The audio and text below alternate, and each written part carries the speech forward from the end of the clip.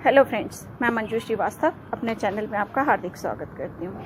Friends, मेरे पास कई queries आई हुई हैं कि हम प्लांट नर्सरी से लेकर आए, बहुत सुंदर था, बड़ा महंगा था और बड़ा सुंदर उसमें फूल खिल रहे थे। घर आके भी 1-2 फूल खिले और फिर वो मर गया। और प्लांट हम ले आए थे नर्सरी से और उसको रिपोर्ट किया हमने। 2-4 दिन तो उसकी पत्तियाँ हरी भरी रहीं, उसके बाद वो प्लांट मुरझा गया और सूख गया। तो फ्रेंड्स, ये वाली जो प्रॉब्लम है ना, जो नए गार्डनर्स हैं जो अभी गार्डनिंग शुरू कर रहे हैं, उनके साथ आ रही है बहुत ज़्यादा, क्योंकि वो थोड़ा सा उत्सुकता में, थोड़ा सा एक्साइटमेंट में कुछ चीज़ों में जल्दी कर जाते हैं, है ना। तो आज इस वीडियो में मैं बताऊंगी कि हम कहाँ गलती करते हैं, है ना। तो मैं आपको पूरा स्टेप बाय स्टेप बताऊंगी, पॉइंट नंबर 1 से, कि स्टेप बाय स्टेप कि आपको कहाँ आपकी मिस्टेक होती है। तो आप अपने आप चेक कीजिए और अपने आप उसको ठीक कीजिए। तो पॉइंट नंबर 1, सबसे पहली चीज़ ये है कि जैसे ही हम पौधे को नर्सरी से लेकर आते हैं तो हमको उसको उसी टाइम रिपोर्ट नहीं करना है, ठीक है।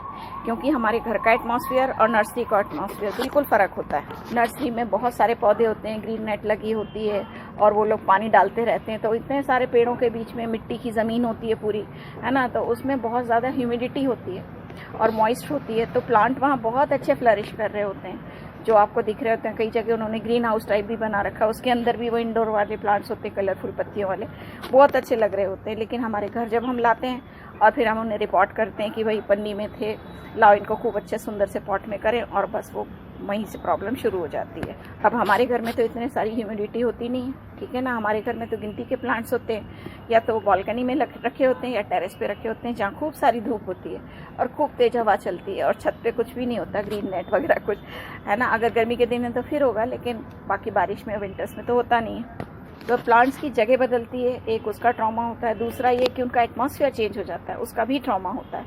तो उससे उसको निकलने में मदद कीजिए। प्लांट लाके 7-8 दिन घर में रख दीजिए, एटलीस्ट 1 वीक तो रखे ही रखें।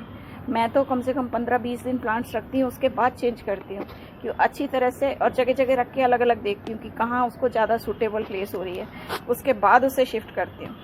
नंबर 2 पे आ रहा है उसकी केयर, जो हम वहाँ से लेकर आए हैं। तो प्लांट की अगर हम केयर करते रह रहे हैं, जैसे बाकी प्लांट्स की कर रहे हैं, कि उसमें पानी डाल रहे हैं, तेज़ धूप नहीं लगने दे रहे हैं, है ना। कि जैसे इसको लेकर आते हैं ना, तो आप उसको पॉलीथीन समेत या उसी समेत किसी छोटे टब में या किसी भगोने में उसको पानी में भर दें। क्या होता है, हम घर में पानी डालते हैं तो पॉलीथीन या प्लास्टिक का पॉट जो भी लगा के वो देते हैं, ज़्यादातर प्लास्टिक के पॉट होते हैं या पॉलीथीन होता है। तो उसमें जो होता है, पॉलीथीन और मिट्टी के बीच में एक गैप सा होता है, तो हम जब पानी डालते हैं तो उस गैप से निकल जाता है, ठीक है। प्लास्टिक पॉट में भी सेम चीज़ होती है। तो क्या करना चाहिए हमको कि इसको लाके देखिए, मिट्टी कितनी सॉलिड है इसकी, है ना।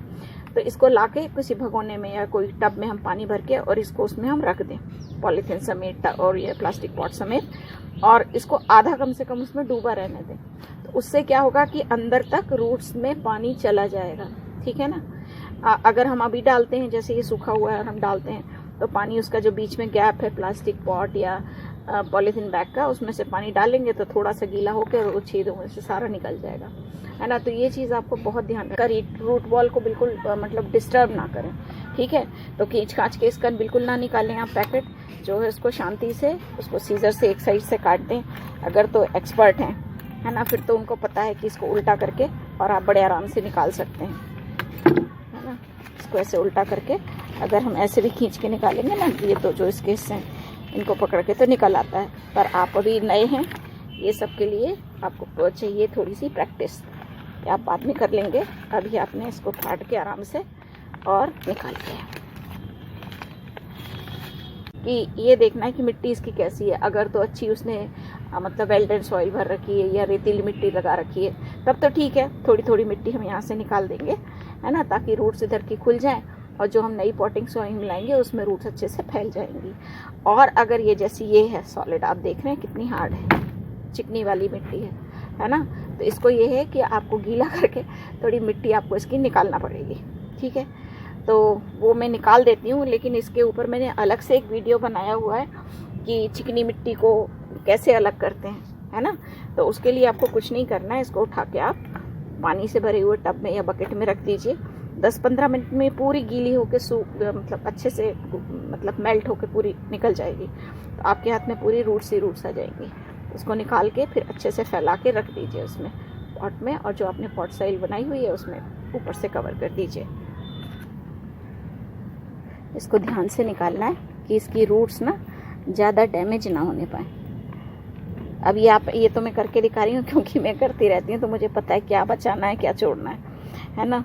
लेकिन आप लोग के लिए जो मैंने वीडियो बनाया है वो मैं उसका लिंक डिस्क्रिप्शन बॉक्स में दे दूँगी, तो आप उसे वहाँ से देख के ही करिएगा। जब 2-4 प्लांट आप रिपोर्ट कर लेंगे ना, तो फिर आप ये काम भी बड़े आसानी से कर पाएंगे। ठीक है, देखिए कितनी ज़्यादा चिकनी मिट्टी है, हार्ड बिल्कुल। ठीक है, अब इसको निकाल लिया है मैंने इसको इतना निकाला है। लेकिन अगर आपको लगता है मिट्टी आपकी रेतीली और थोड़ी ठीक ठाक है, तो आसपास का थोड़ा सा निकाल दीजिए, बीच का बॉल इंटैक्ट रहने दीजिए, वो बहुत बढ़िया चल जाएगा, क्योंकि आसपास से रूट खुल गई हैं, वो मिट्टी में लग जाएंगी और आपका प्लांट ग्रो करने लगेगा। नेक्स्ट पॉइंट है प्रिपेयर द पॉट। अब आप पॉट ले लीजिए कोई सा भी, ठीक है, जो आपके पास हो। वैसे तो बेस्ट होते हैं मिट्टी के गमले, लेकिन अगर आपके पास प्लास्टिक का पॉट है तो उसमें कई सारे छेद कर लीजिए, क्योंकि उसमें पानी नहीं रुकना चाहिए। पानी का एवोपोरेशन नहीं होता है, तो उसमें क्या होता है कि फिर प्लांट में फंगस लगने लगती है, तो इसलिए पानी उसमें से निकलने के लिए बहुत सारे छेद बना लीजिए। ठीक है, और आप या प्लास्टिक का या सिरेमिक का जो है आपके पास, और फिर ये जो नीचे छेद हैं इनको कवर करने के लिए आप उसके ऊपर टूटे गमले का टुकड़ा रख दीजिए। ठीक है, और हमेशा गहरा वाला हिस्सा है वो ऊपर की तरफ होगा, ऐसे, है ना, ये ऐसे होगा। ठीक है, इसको ऐसे नहीं रखना है, ऐसे रख दीजिए। अगर ये नहीं है तो इसके अलावा आप जो नारियल के जूट होते हैं, नारियल के जो बाल होते हैं, जो घर में हम नारियल खाते हैं, उसके बाल वो भी बिछा सकते हैं। ठीक है, तो आपके पास ऑप्शन कई सारे हैं। आप जो ग्रीन नेट होता है वो भी बिछा सकते हैं। इसको बिछा के और आप अपनी पॉटिंग सॉइल बनाइए। ठीक है, नेक्स्ट पॉइंट है आपकी रिपॉटिंग। तो अब क्या करना है कि रिपॉटिंग के लिए हमको हर प्लांट के लिए तो सॉइल कई बार नहीं पता होती, लेकिन एक स्टैंडर्ड है कि सभी प्लांट्स में, गमला में जो भी लगाएंगे उसमें हमको वेल ड्रेन सॉइल ही बनाना है। तो वेल ड्रेन सॉइल में 1 part sand, 1 part compost, 1 part garden soil, साथ में उसमें आप कोई सा फंजीसाइड मिला सकते हैं, या उसमें आप नीम खली भी मिला सकते हैं। ठीक है, इसके साथ ही आपके प्लांट का और पॉट का साइज मैच करना बड़ा ज़रूरी है। बड़ा प्लांट है तो बड़ा आपको पॉट लेना चाहिए, प्लांट का साइज़ छोटा है तो पॉट का साइज़ आपका छोटा होना चाहिए। ठीक है, नहीं तो अगेन ज़्यादा मिट्टी, उसमें ज़्यादा पानी और फिर फंगस का अटैक। जो भी आपने पॉटिंग सॉइल में लाई है, नेक्स्ट पॉइंट है कि रिपॉटिंग। जो भी आपने पॉटिंग सॉइल में लाई है उसमें आप उसको गमले को नीचे से 3-4 इंच का भर लीजिए। ठीक है, और उसके बाद आपका प्लांट बिल्कुल सेंटर में रखना है। ठीक है, पोजीशन ऑफ प्लांट बिल्कुल सेंटर में रखना है, इधर उधर मत रखिए। और अगर प्लांट टेढ़ा हो रहा है फिर उसको हम टेढ़ा थोड़ा लगा के सीधा करने की कोशिश करेंगे, अदरवाइज हमको बिल्कुल सेंटर में रखना चाहिए। ठीक है, और फटाफट सबने मिट्टी डाल दीजिए। मिट्टी डालते टाइम हमेशा ध्यान रखिए कि ऊपर से कम 2-3 इंच का गमला खाली हो, जिससे कि उसमें पानी डालने में, खाद डालने में, खुरपी चलाने में थोड़ी उसके लिए जगह बनी रहे। ठीक है ना, और इसको लगा के 1-2 बार इसको टैप करना बहुत ज़रूरी है, ताकि अंदर कोई एयर पॉकेट ना रहने पाए। ठीक है, नेक्स्ट पॉइंट है वाटरिंग। ठीक है, पहली बार पानी खूब अच्छा भर के ही दीजिए।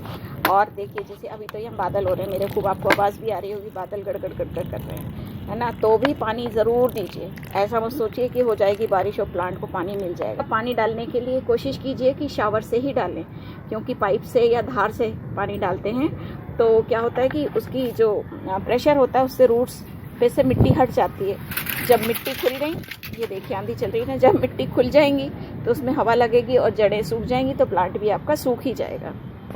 अब आता है सबसे इम्पोर्टेंट पॉइंट, लास्ट पॉइंट, इसकी लोकेशन की। प्लांट को हमको कहाँ रखना है। ठीक है, प्लांट आप कोई सा भी लगाते हैं, कोई सा भी XYZ, कैक्टस, सकुलेंट, फूल वाला प्लांट, रोज़, चंपा, जो भी है, उसको आप हमेशा, जब भी रिपोर्टिंग की है, उसको आप हमेशा 5-6 दिन के लिए शेडेड एरिया में रखेंगे या इनडायरेक्ट सनलाइट में, जहाँ पे कि उस पर डायरेक्ट धूप बिल्कुल भी ना पड़े। ठीक है, धूप की तेज़ गर्मी से ऑलरेडी प्लांट अपने वापस रूट्स को जमाने की जगह ढूंढ रहा है, और अगर इस टाइम उसे हम थोड़ा सा सहयोग कर देंगे तो प्लांट हमारा हमेशा बहुत अच्छा चलेगा। ठीक है, तो प्लांट को हमको रखना है इनडायरेक्ट सनलाइट में या शेडेड एरिया में। ठीक है, उसके बाद 6-7 दिन के बाद फिर हम उसे धीरे धीरे कम धूप से ज़्यादा धूप की तरफ लाएंगे। जैसे कि पहले दिन 1-2-1-8 घंटे की धूप दी, उसके बाद 2-1 घंटे की धूप दी, फिर 3-4 दिन में 3-4 घंटे बाद की धूप दी, फिर उसको उसकी जो भी प्रॉपर प्लेस है वहाँ पे उसको हम उसे रख देंगे। तो फ्रेंड्स मैंने देखिए अपने प्लांट को रखा है मैंने दीवार के साथ। यहाँ दो तरह के 2 कोने मिल रहे हैं, यहाँ पे है दीवार के साथ, तो यहाँ इसको तेज़ हवा नहीं मिलेगी, बारिश का पानी भी इसको मिल जाएगा। और ये खुले उसमें भी रखा है और इस पर धूप पड़ेगी नहीं, क्योंकि ये पूरी दीवार का शेड इस पर आएगा, दोनों दीवारों को, इसका भी और इस दीवार का भी। ठीक है, अभी इस प्लांट में खाद मिला के मिट्टी भी लगाई हुई है, तो अभी इसमें 1.5-2 महीने तक कोई भी खाद नहीं डालना है। उसके बाद आप इसमें एवरी 15 डेज़ पे या 20 डेज़ पे, जैसा भी जिस प्लांट का रूटीन है उसके हिसाब से आप खाद डालेंगे। तो फ्रेंड्स इन स्टेप्स को आप ध्यान में रख के प्लांट लगाएंगे तो आपके प्लांट भी बहुत अच्छे चलेंगे। और आपको वीडियो कैसा लगा कमेंट बॉक्स में लिख के ज़रूर बताइएगा। अगले वीडियो में इसी तरह की नई जानकारी लेकर फिर आती हूँ, तब तक के लिए बाय बाय।